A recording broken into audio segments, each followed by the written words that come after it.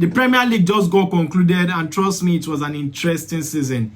Some players shined absolutely fantastic this season, while for some players, it's the direct opposite. These are the list of the 5 flops of the season. The flops of the season. And trust me, I'm not just talking about the big teams. I'm talking about the whole 20 teams generally put together.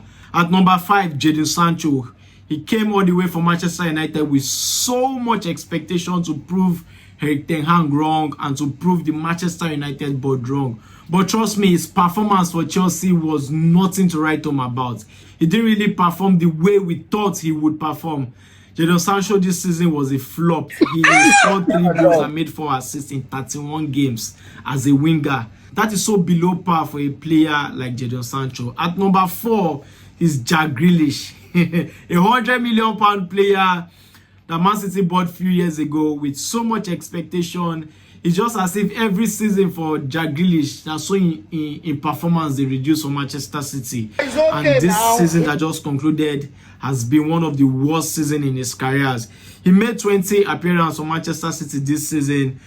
He scored 1 goal and 1 assist for a £100 million player in the Pep Guardiola's team. Is nothing to write home about. And what I was actually surprised by is he made just 15 shots the whole season. I'm sorry for 20 appearances as a winger, and you made just 15 shots the whole season.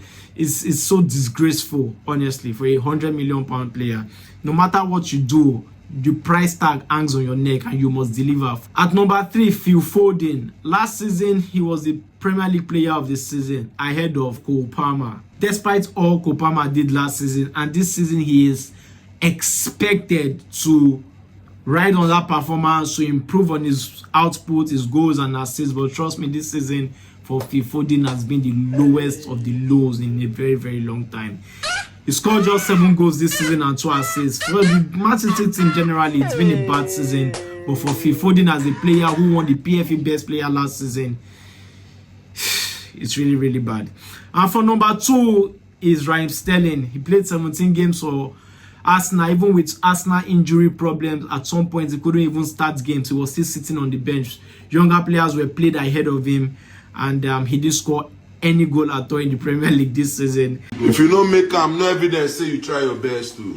He made just 2 assists the whole season. That's how poor he has been for a player that should have something to prove, you know, to Maresca and to the Chelsea board for letting him go on loan to Arsenal.